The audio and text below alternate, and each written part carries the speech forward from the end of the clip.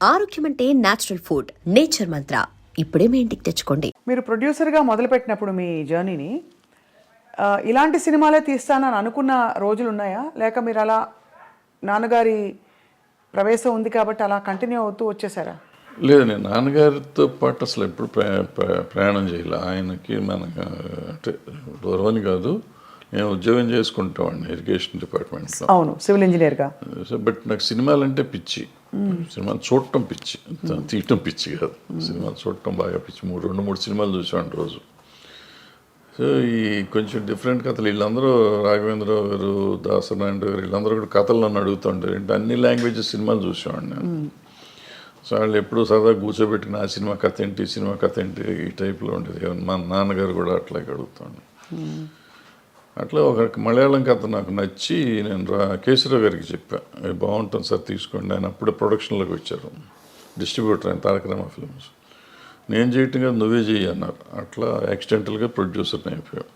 తర్వాత వచ్చిన కాడి నుంచి నాకంటే కొంచెం డిఫరెంట్గా ఉండే ఫిల్మ్స్ చేయాలని నాకు ఆలోచన. అంటే రొటీన్ సినిమాలు కాకుండా చేయాలని. అప్పట్లో డిఫరెంట్ అంటే ఏంటి మీ దృష్టిలో? అంటే రెగ్యులర్గా చూసే సినిమాలు కాకుండా, నేను ఇప్పుడు కోతల రైడ్ చేసా ఫస్ట్ ఫిలిం. కోతల రైడ్ టోటల్గా నెగిటివ్ షేడ్ ఉంటుంది హీరో క్యారెక్టర్.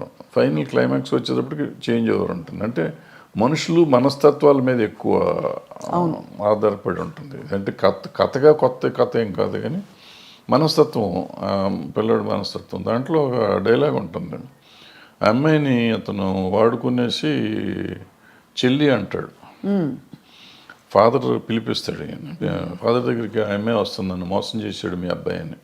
ఆయన జడ్జి, వీడు గాలి అంటే వచ్చినప్పుడు ఆ అమ్మాయిని వీళ్ళ పిల్లలకి, అన్నయ్య పిల్లలకి టీచర్ అనమాట.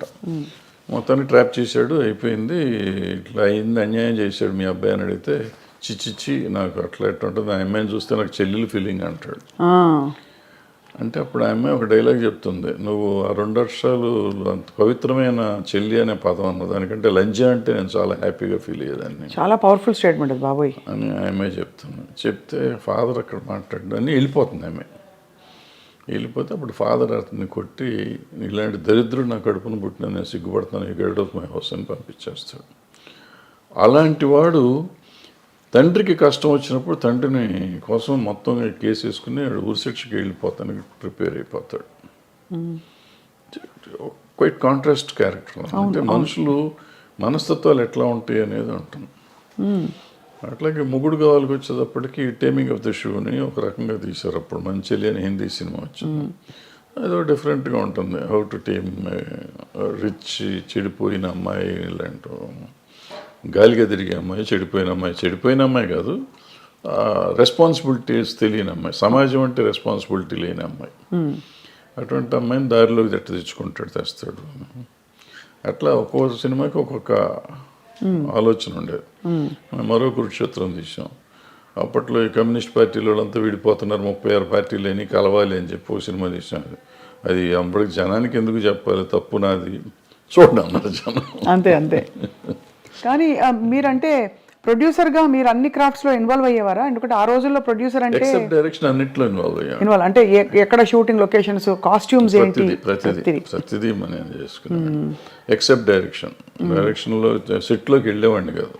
డైరెక్టర్లకు వాళ్ళ ఇండిపెండెన్స్ ఇచ్చేవాడిని. సినిమా అయిపోయినాక చూసుకుని రీషూట్ చేసిన సినిమాలు చాలా ఉన్నాయి. నాకు నచ్చకపోతే మళ్ళీ రీషూట్ చేసిన ప్రొడ్యూసర్గా చేసిన. నచ్చకపోవడం అంటే మీకు కన్విన్స్ కాకపోతే, లేదు క్వాలిటీ సరిగ్గా లేదని అనుకున్న ఇది పండగ సీన్ పండాలి కదా, పండితేనే సినిమా అప్పుడు బాగుంటుంది. పండకపోతే ఆటోమేటిక్గా ఉండదు. అది నేను క్రాంతి గారి దగ్గర నుంచి, యాక్చువల్లీ కోతల రైడ్ క్రాంతి గారు దగ్గరుండి చేయించాడు.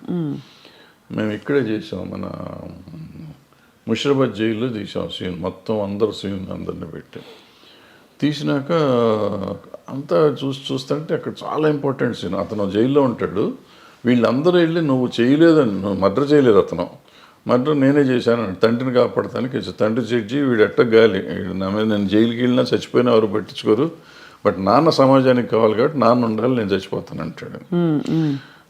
కాదు నువ్వు అసలు ఏమీ చేయలేదు కాబట్టి నువ్వు ఉండాల్సిందే అని చెప్పి తల్లి బ్రదర్స్ అందరూ పోరాడు. నువ్వు కేవలం చేయలేదని చెప్పి మిగతాది మేము చూసుకుంటా ఉంటాం, లేదు నేనే చేశానని చెప్తాడు. అది మంచి సీను, ఒక 15-20 నిమిషాల సీను.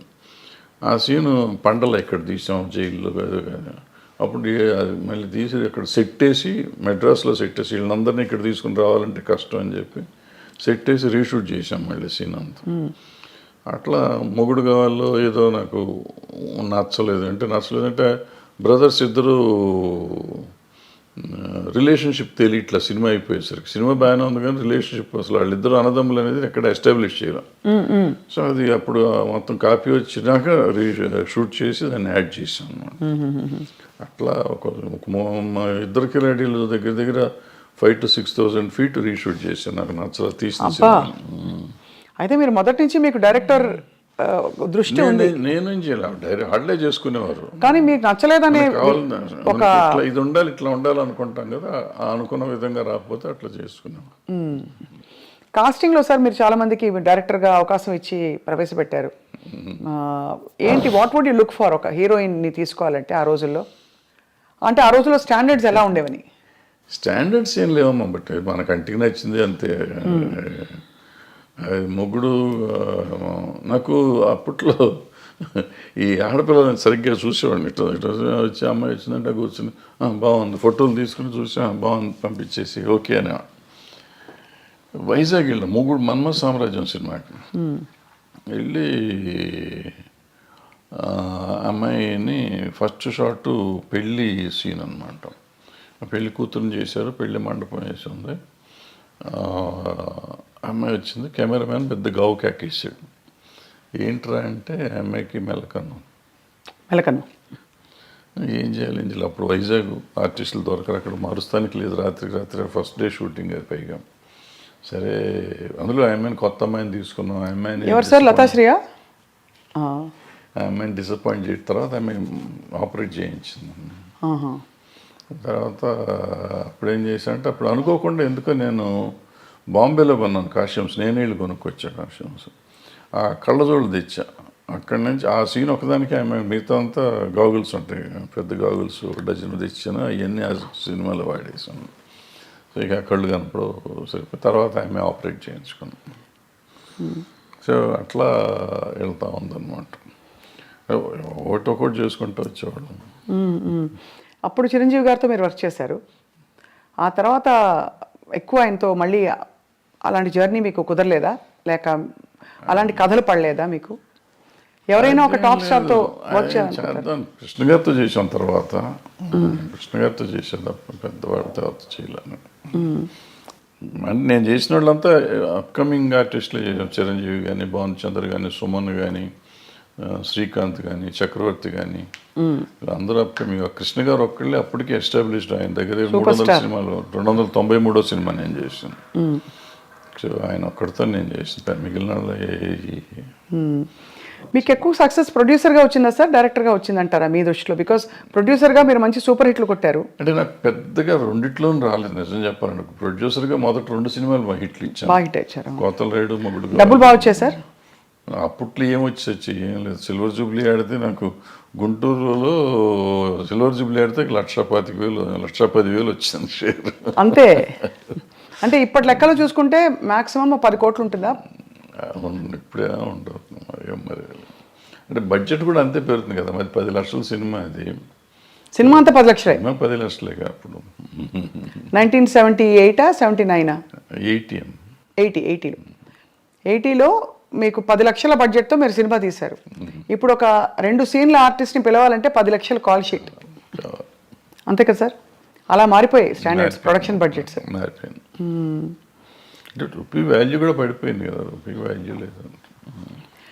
మీరు రీమేక్ చేసిన ఫిల్మ్ బాజీగర్ వేటగాడుగా రీమేక్ అయినప్పుడు అంత సూపర్ హిట్ అయిన సినిమా ఎందుకు తెలుగులో అది జనానికి మనస్కరించలేదు? ఆ నెగిటివ్ షేడ్ ఉండే అలాంటి క్యారెక్టర్ని యాక్సెప్ట్ చేయలేదంటారా? అయ్యి ఉంటుంది. ఎందుకంటే రాజశేఖర్కి చాలా మంచి ఇమేజ్ ఉండేది. అతనికి కొంచెం స్ట్రిక్ట్ పోలీస్ ఆఫీసర్గా కానీ, లేకపోతే సమాజానికి పనికొచ్చే క్యారెక్టర్స్ చేసే క్యారెక్టర్ ఉంది. అతను మనసు పడ్డాడు వచ్చాడు అనుకోండి, కానీ అందుకు నచ్చలేదు, మళ్ళీ లేట్ అయిందో ఏదో సంథింగ్, మన టైం బాగోలేదు, లేకపోతే నేను బాగా తీయలేదు, డైరెక్టర్గా నేను పెర్ఫామ్ చేయలేదు, ఏదైనా అయి ఉండొచ్చు, ఏదైనా అయి ఉండొచ్చు. దానిలో డబ్బులు కూడా చాలా పెట్టారు కదా సార్ మీరు, కొంత కొంత డబ్బులు అందులో పోగొట్టుకున్నారని అంటుంటారు. అయిపోయిన కథ కదా అది. అయిపోయిన కథలో సార్, కానీ బాధేస్తుంది ఎప్పుడైనా మీరు తలుచుకున్నప్పుడు. బికాజ్ ఇప్పుడు నాకే ఇప్పుడు ఫర్ ఎగ్జాంపుల్ మా స్థాయిలో మాకు ఒక షో సరిగ్గా రాలేదంటే అయ్యో ఇంకా బాగా చేయాల్సింది, అది వర్కౌట్ అవ్వలేదు. ప్రతి వాళ్ళకి వాళ్ళ వాళ్ళ ప్రొఫెషన్లో ఉంటుంది కదా sir. What was it that was మీకు?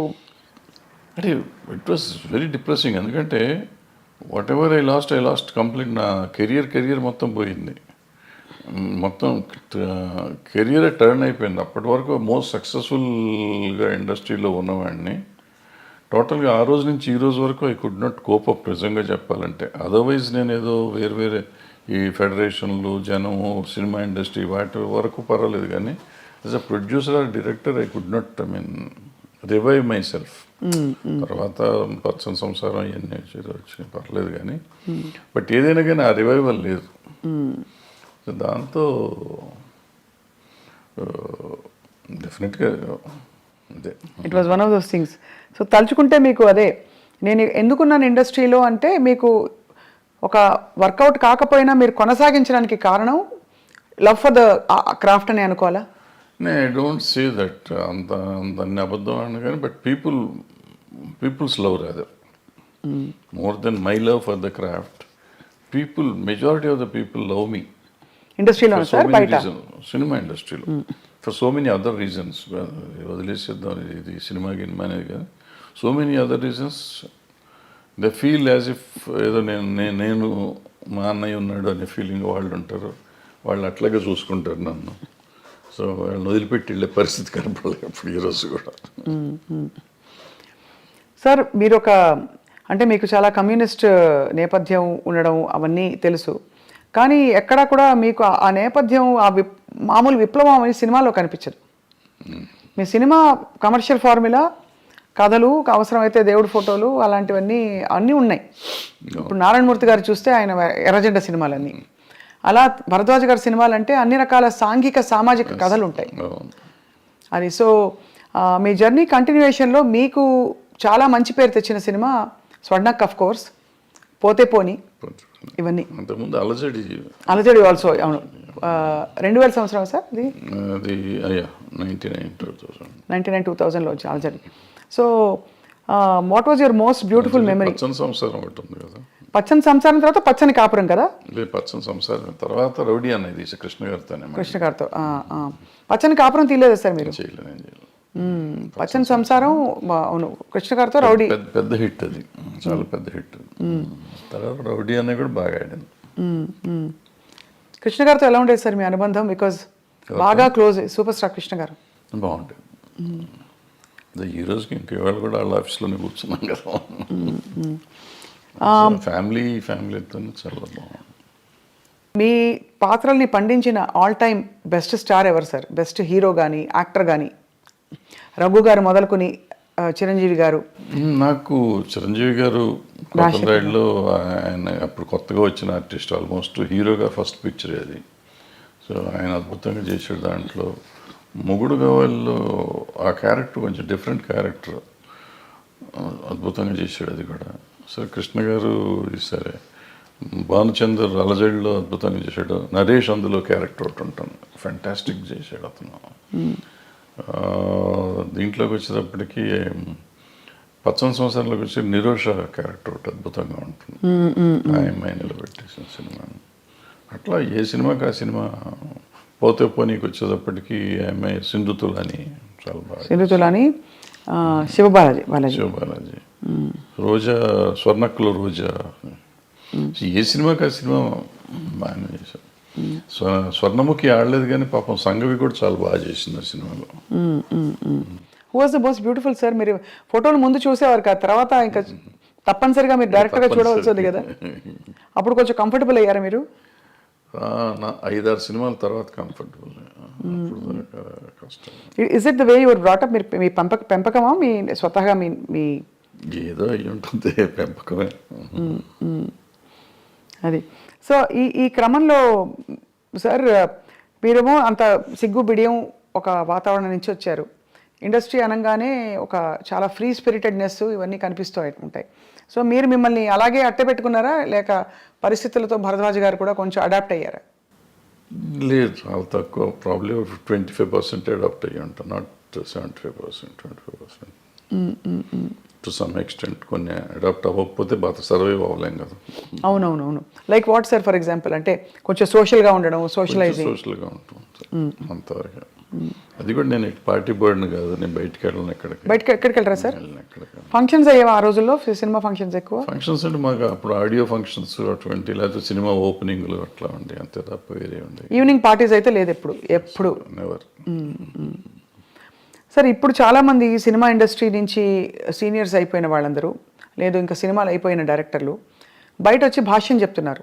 అప్పట్లో వాళ్ళతో వీళ్ళు వాళ్ళతో అని. ఇప్పుడు మనకి నేను పేర్లు చెప్పను, బట్ మీకు అర్థమైపోయి ఉంటుంది ఎవరి గురించి మాట్లాడతారో. వాళ్ళు చాలా అంటే ఆల్మోస్ట్ ఎపిసోడిక్గా చెప్తున్నారు, ఇలా ఏది ఆ రోజు ఇలా ఏదని.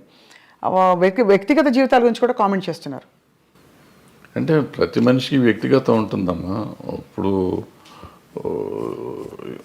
ఇట్లా ఉంటే ఇట్లాగే ఉండేవారు, ఇట్లా ఉండేవారు, నీకు అది వ్యక్తిగతంగా రకరకాలుగా ఉంటారు మనుషులు. సో దాని వ్యక్తిగతాన్ని గురించి ఇప్పుడు మనం మాట్లాడటం కూడా అనవసరం. ప్రతి మనిషికి ఒక పర్సనల్ లైఫ్ ఉంటుంది. ఆ పర్సనల్ లైఫ్ కొంతమంది ఈ సినిమాల్లో మామూలుగా ఇప్పుడు ఈ కాస్టింగ్ కోచ్ అనేదో చెప్తూ ఉంటారు చూడండి. అవునవును. అది అందరూ చేస్తారంటే అందరూ చేయరు. ఇప్పుడు ఇవన్నీ కూడా మీరు చెప్పింది కానీ నేను చెప్పింది కానీ 1% to below 10% ఉంటారు అటువంటి. మీరు ఇండస్ట్రీ చూసారు కదా, అంతే సార్. ఏ హీరోయిన్ ఎంత స్థాయి హీరోయిన్ అయినా సరే కాస్టింగ్ కౌచ్కి ఒప్పుకోకపోతే అసలు హీరోయిన్ అయ్యే ప్రసక్తే లేదు అని ఒక మాజీ డైరెక్టర్ గారు ఒక బహిరంగ స్టేట్మెంట్ కాదు, ఒక ఇంటర్వ్యూలో చెప్పారు ఆయన. చెప్తూ ఉండొచ్చు, తప్పే ఉంది. వాళ్ళ నమ్మకం అయి ఉంటుంది, లేదా వాళ్ళ జరిగిందేమో, ఆయన చేసిన పని చేసిన కంపెనీల్లో అట్లా జరిగి ఉండొచ్చు. ఆయన ఎక్స్పీరియన్స్ ఏంటో మనకు తెలియదు కదా. నా ఎక్స్పీరియన్స్, నేను ఇన్ని సినిమాల్లో ఉన్నాను, ఇన్ని రోజుల నుంచి నేను ఉన్నాను. ఆల్మోస్ట్ 50 years అవుతాను నేను ఇండస్ట్రీకి వచ్చి. 50 yearsలో I have never seen that, to be frank. ఇది అబద్ధం కాదు, నిజం. ఇన్ఫ్యాక్ట్ నాకు రివర్స్ నేను ఎక్స్పీరియన్స్ చేశాను. ఫర్ ఎగ్జాంపుల్ ఎలా రివర్స్ అంటే ఏంటి సార్? వాళ్ళు they offer themselves, girls, women. అంటే ఆఫర్ అంటే సర్వైవల్ కోసం అంటారా? ఇంతే పాపం. వాళ్ళకి ఏముంటుంది, భయం. మనం ఏంటో తెలియదు కదా. సో ఇటువంటిది అయ్యి ఉంటుందిలే, మనం ఆఫర్ చేసేద్దాం, ఆయన అడగటానికి సిగ్గుపడుతున్నాడు, మనమే ఇచ్చేస్తే పోతుంది కదా అనే ఫీలింగ్లో. అలా ఉన్నారా సార్ హీరోయిన్స్? అందరూ ఎవరో ఒకళ్ళు ఉంటారమ్మా. ఇప్పుడు వీళ్ళు అడిగారు అన్న ఎంతమంది తక్కువ మంది ఉంటారో అట్లా అడిగే వాళ్ళు కూడా అంతే తక్కువ ఉంటారు. That's why I'm telling you, you are giving a parallel. అది అర్థమైంది. బట్ అలా బిట్వీన్ 1 to 10% ఉంటారు తప్ప. అప్పట్లో సెల్ ఫోన్స్ ఏవి ఉండేవి కాదు కదా సార్. ఏముండదు. అలా అడగడం ఎలా తెలిసేది మరి వీళ్ళకి? అంటే కబురు పెడతారా? అడగటమే ఇవన్నీ, డైరెక్ట్గా అడగటమే. అడిగేవాళ్ళు అనేవాళ్ళు డైరెక్ట్గా అడగటమే. ఎటు అడిగినా, వీళ్ళు అడిగినా వాళ్ళు అడిగినా, వాళ్ళైనా పెద్ద దానికి మొహమాటం సిగ్గులు ఏముండవు. It's very awkward sir. And అంటే ఇంత బ్యూటిఫుల్ పరిశ్రమలో ఈ ఒక్క విషయం ఇంత చర్చనీయాంశం అవుతుంది గత 10 ఏళ్లలో. అంటే చర్చనీయాంశం అంటే 2 రకాలమ్మది. ఇప్పుడు పిచ్చి ముందా పెళ్లి ముందా అంటే ఇప్పుడు ఇద్దరికి ఇష్టమైతే ఇప్పుడు అడగగానే లొంగిపోతారు అనేది కూడా నేను నమ్మను. అన్లెస్ వాళ్ళకి ఒక అవసరం, నేను దీంట్లో సర్వైవ్ అవ్వాలంటే ఇది అయితేనే అవుతుంది అనుకుంటే లొంగొచ్చు. లేదంటే ఎందుకు లొంగుతారు వాళ్ళు? అలాంటి ఏమంటారు, మ్యూచువల్ బెనిఫిట్ కోసం జరిగితే జరగాలి తప్ప నేనేదో ప్రతి వాళ్ళు ఇట్లా చేస్తారు అంటే జరిగేది కాదు. మీరు ఎప్పుడైనా ఇబ్బంది పడే సందర్భాలు ఉన్నాయా సార్? ఎట్లా అంటే డైరెక్ట్లీ ఆర్ ఇండైరెక్ట్లీ మీకు ఒక కబురు పెట్టి మీ హీరోయిన్స్ వండుకుంటే ఒకటి అరా ఉంటాయి అంతే అందరూ కాదు కానీ ఒకటి. అంటే అందరూ అలా వచ్చి ఉంటారు కదా, మీరు చెప్పారు కాబట్టి ఐఎమ్ ఆస్కింగ్. సో చాలా మంది చాలా జెంటిల్, చాలా మర్యాదగా, సొంత పిల్లల్లాగా. నాకు ఆడపిల్లలే 3. సో వాళ్ళంతా మన ఇంటికి వచ్చి ఇంట్లో ఆడపిల్లలాగా ఉండేవారు తప్ప ఎవరు ఒకటి అరా 20 ఉన్నా కానీ పెద్ద విషయం. ఇవన్నీ అంటే ఇది ఇప్పుడు లేటెస్ట్గా మీరు కూడా మొన్న ఆఫ్ రికార్డ్ చాలా విషయాలు మీరు మాట్లాడినప్పుడు ఎక్స్ప్లెయిన్ చేసి చెప్పారు సార్. అదే ఈ జానీ మాస్టర్ ఇష్యూ తెరపైకి వచ్చినప్పుడు కూడా ఈ కమిటీలు వేయడం, వీటిని పరిష్కరించే దిశగా కమిటీల్లో ఉండేవాళ్ళు ఎవరు కూడా దిగొచ్చిన ఎవరు అంటే ఇట్స్ నాట్ సో ఈజీ కదా సార్. ఇవి హ్యూమన్ రిలేషన్షిప్స్ చాలా కాంప్లెక్స్గా ఉంటాయి. మీరు అన్నట్టు ఒక టైంలో ఇష్టం ఉండొచ్చు, ఒక టైంలో కాంప్రమైజ్ అవ్వచ్చు, ఒక టైంలో అది చెడుగా కనిపించవచ్చు, రకరకాలు ఉంటాయి, తప్పించుకోలేని పరిస్థితులు ఉండొచ్చు. ఏమిటవుతుంది sir? What you think is? అంటే ఇప్పుడు మీకు గతంలో మొదటి నుంచి కూడా చరిత్ర కనుకోండి, ఇతిహాసాలు తీసుకోండి, పురాణాలు తీసుకోండి. ఆయన వాల్మీకి గారు దొంగ, ఆయన తర్వాత మంచివాడు అయిపోయాడు. సో ఇట్లా మనుషుల్లో మార్పులు చాలా వస్తూ ఉంటాయి. మారిన ఇప్పుడు నేను మారిపోయాను, గతంలో తప్పు చేశాను నేను, ఇప్పుడు నేను మారిపోయి ఉంటే నువ్వు తప్పు చేసావు అంటే దానికి అర్థం లేదు కదా. అంతే. సో నువ్వు గతంలో నువ్వు అంత దుర్మార్గుడు కాబట్టి ఇప్పుడు ఏం చెప్తావంటే, ఇప్పుడు నేను మారిపోయాను, నేను సన్యాసిని అయిపోయా. బుద్ధుడు అంతకు ముందు రాజు, అశోకుడు అంతకు ముందు రాజు, వీళ్ళిద్దరూ బౌద్ధ మతానికి వచ్చినాక వాళ్ళు ఏమి చేయలే. బుద్ధుడు దేవుడు కాదంటావా? అంతే కదా సార్. సో మరి ఏ కాంటెక్స్లో చెప్తున్నారు అది? అంటే తప్పులు జరుగుతున్నాయి కానీ ఎట్లా ఉంటుందంటే, నేను విక్టిమ్ అనుకోమ్మా, విక్టిమ్ కానీ లేకపోతే నా మీద ఎలిగేషన్ వచ్చింది అనుకోమ్మా, సో నాకు కడుపు రగిలిపోతూ ఉంటుంది. అంటే ఇది ఎట్లా ఉంటుందంటే, దీంట్లో ఇప్పుడు వస్తున్న ఇష్యూస్ అన్నీ ఏంటంటే, ఇప్పుడు ఇద్దరు మ్యూచువల్గా ఒకళ్ళకొకళ్ళు ఇష్టపడతారు. అప్పుడు కూడా కదా సార్, ఎప్పుడైనా కానీ ఇష్టపడతామో లేకపోతే సరెండర్ అవటమో ఏదైనా అనుకోండి. సరెండర్ అయినా కానీ తర్వాత కలిసి ఉన్నారుగా. అవును, నాతో సరెండర్ అయిపోయినాక ఇద్దరు కొంతకాలం కలిసి ఉన్నాం. ఇప్పుడు సరెండర్ అయిన వాళ్ళు నా మీద కేసు పెడతాం మొదలెడతారు అన్నమాట. అయితే సరెండర్ అయ్యి కొంతకాలం అయిపోయినాక నేనంటే వాళ్ళకన్నా మొఖం మొత్తి ఉండొచ్చు, నాకు వాళ్ళ మీదన్నా మొఖం మొత్తి ఉండొచ్చు. అది ఎవరికైనా ఎప్పుడైనా జరగచ్చు. నాకు బయటికి వెళ్తా అంటే వదిలిపెట్ట బుద్ధి ఇదిగా ఒకరికొకరు మ్యూచువల్గా వదిలిపెట్టపోయినప్పుడు ఈ కేసులు గట్టలు కథలు వస్తాయి. అప్పుడు నువ్వు ఎట్లా మొన్నటిదాకా బాగానే ఉన్నావు కదా, ఇప్పుడు నేను అవసరం తీరిందని వచ్చావా అని ఒకళ్ళు ఈ రకంగా ఉంటాయి. న్యాచురల్, ఇది హ్యూమన్ సైకాలజీ ఇది. దాన్ని పట్టుకుని మనం మాట్లాడతాం కదా. ఇక్కడ ఏంటంటే నో మీన్స్ నో మీద మాట్లాడాలి మనం. ఇప్పుడున్న కొత్త సిస్టమ్, ఒకప్పుడు అది వేరు. ఇప్పుడు శీలం అనేది ఒకప్పుడు పవిత్రమైనదిగా మాట్లాడుకునేవాళ్ళం. ఇప్పుడు ఎంతమందికి శీలం సరిగ్గా ఉంది అంటే చాలా డౌట్లు ఉన్నాయి. అంటే శీలాన్ని శీలంగా చూస్తున్నామా లేదా అనేది పాయింట్. అంటే ఇదివరకు ఇట్ వాజ్ అ బిగ్ టాబు, అంటే ఇప్పుడు కాదు, అది ఇప్పుడు మోర్ నార్మలైజ్ అయిపోయింది. సో ఇప్పుడు దానికి ఏమవుతుంది ఆటోమేటిక్గా నీకు ఇష్టం లేనప్పుడు అవుతుంది. రోజు మనకి రిలేషన్షిప్లో ఉంటున్నాం, మనం రిలేషన్షిప్లో ఉన్నామని మనం ఫేస్బుక్లో పెట్టుకుంటున్నాం, ఇన్స్టాగ్రామ్లో పెట్టుకుంటున్నాం, అన్ని చోట్ల పెట్టేసుకుంటున్నాం. నెక్స్ట్ డే ఇప్పుడు బ్రేకప్ అయిపోయామని మనం పెట్టుకుంటున్నాం. సో మనమే అనౌన్స్ చేసుకుంటున్నాం వాట్ ఈస్ హ్యాపెనింగ్. అవును, ఆ తర్వాత మనకే కోపం వస్తే వాళ్ళ మీద కేసు పెడుతున్నాం. ఇది ఇప్పుడు దానికి ఎవరు బాధ్యులు అంటే, కలిసి ఉన్నారు కదా. ఇప్పుడు ఏం పోయే కాలం ఏం తీపరం వచ్చింది మీకు అంటారు మా అమ్మమ్మ భాషలో మాట్లాడాలంటే. తీపరం లేదు, తాపరం లేదు. ఇది ఏంటంటే నాకు ఇష్టం లేదు, నువ్వు రావద్దనని రావకూడదు, అంతే, సింపుల్. సో అక్కడ నుంచి ఆ వైరం వల్ల వచ్చే కేసులు అంటారు ఇది. కానీ జెన్యున్గా ఆడపిల్లలకి రక్షణ లేదని హేమా కమిటీ రిపోర్ట్ని కూడా మీరు ఆమోదించపోరు. ఎందుకు డెఫినెట్గా ఉందమ్మా, డెఫినెట్. ఇప్పుడు ఒక అమ్మాయి వచ్చింది పాపం, ఎవరో ఒక అమ్మాయి ఆశగా సినిమాల్లోకి చేద్దామని వచ్చింది. వచ్చిన అమ్మాయిని నువ్వు నాకు ఏదన్నా ఇది ఇస్తేనే నేను ఉద్యోగం ఇస్తాను, వేషం కానీ పని కానీ ఇస్తాను అనేది దుర్మార్గమే కదా. హేమ కమిటీ రిపోర్ట్లో కానీ ఎక్కడైనా కానీ, ఈవెన్ పాక్సో దీంట్లో కానీ అదే చెప్తాను. నువ్వు అడగటం కూడా తప్పు. అడిగినాక లొంగి నువ్వు ఆ అమ్మాయికి పని ఇచ్చేసినా కూడా, ఎదురు పని ఇచ్చేసినా కూడా లొంగ తీసుకోవటం తప్పే. కాబట్టి ఏ రోజు తెలిసినా కానీ నా మీద నేను శిక్షార్హుడిని. ఏమంటే మ్యూచువల్గా కలిసి ఉన్నాం కదా, నీకేంటి అని మనం అడగటానికి లేదు. ఇంకా కలిసి ఉన్నా కానీ నువ్వు లొంగ తీసుకున్నావు కదా. అవును, ఇప్పుడు మరి జానీ మాస్టర్ ఇష్యూలో ఏమై ఉంటుంది సార్? అది దాన్ని నేను మాట్లాడకూడదు. మీరు మాట్లాడకూడదు కాబట్టి ఓకే ఫైన్, అడగం సార్. మేము కూడా కమిటీని కోర్టుని కంప్లీట్గా గౌరవిస్తూ బట్ అంటే దీనికి బేస్ లైన్ ఒక నార్మ్ ఎలా తీసుకోవాలనే ఒక క్వశ్చన్. ఎందుకంటే టిపికలీ రెమ్యూనరేషన్స్తో పాటు ఇట్స్ అన్ ఎక్స్పెక్టెడ్ ఫేవర్ అని వినికిడిలో ఉంది. చాలామంది హీరోయిన్లు, చాలామంది క్యారెక్టర్ ఆర్టిస్టులు, దీంట్లో జయలలిత గారు చెప్పారు సార్ ఫర్ ఎగ్జాంపుల్. ఇక్కడ మాకు ఆ కేసు మీరు అడుగుతున్న particular case, it is workplace harassment. Workplace హెరాస్మెంట్లో అంటే మీరు పనిచేస్తున్నారు, మీరు సాక్షి టీవీలో పనిచేస్తున్నారు, లేకపోతే ఐ డ్రీమ్లో పనిచేస్తున్నారు.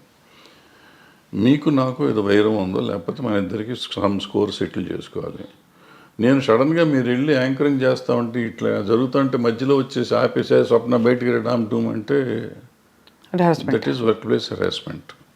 ఏమీ చెయ్యిపోయినా అతను మనిషి మీకు చాలా ఇష్టమై ఉండొచ్చు, మీతో వాళ్ళకి ఉండి ఉండొచ్చు, ఏదైనా అయి ఉండొచ్చు, but it's no business to get into the premises. First point. That is workplace harassment. So అటువంటి టైప్ ఆఫ్ కేసెస్ దాంట్లోకి వస్తాయి. మిగిలిన ఇవన్నీ మనకు సంబంధం లేని కేసులు. కానీ ఇది ఇక్కడ సెక్షువల్ ఎక్స్ప్లాయిటేషన్ దట్ ఈస్ జరిగింది. Also sexual exploitation. ఏం right to has got, he might be having right on you some ఏదైనా రకంగా, but he should have waited outside. లోపలికి వచ్చి అంత ఇది లేదు కదా. And it's not his premises, my premises. అదే లోపల రావడమే తప్పు కదా. సో ఇవన్నీ అంటే మరి వీటికి పరిష్కారాలు ఉంటాయంటారా? బికాజ్ మూవీ ఆర్టిస్ట్ పరిష్కారం అసోసియేషన్ ఏముంటుందా? పరిష్కారం ఏదో ఉంటాయి, చట్టాలు ఉంటాయి. చట్టాలు చెప్పినవి సగం చేస్తూ ఉంటాం. సగం చట్టాలు చెప్పినందువల్ల అవుతుందా? ఏది అవుతుందంటే, మనం కూడా తప్పు చేసామా లేదా, ఇది తప్పా కాదా అనేది మనం ఆలోచించుకోవాలి. మనం కూడా కొంచెం పెద్ద మనసు చేసుకుని ఈ చూసి చూడనట్టు మనం వెళ్ళాలి. జరుగుతూ ఉంటాయి తప్పులు, నాతో జరుగుతాయి, మీతో జరుగుతాయి, ప్రతి మనిషితో జరుగుతాయి తప్పులు. ఆ తప్పుని మనం దాన్ని ఇంకొంచెం అల్లరి చేసుకుంటానికి ట్రై చేయకుండా దాన్ని సరిగ్గా పరిష్కరించుకుంటే ఈజీగా సాల్వ్ అయిపోతుంది.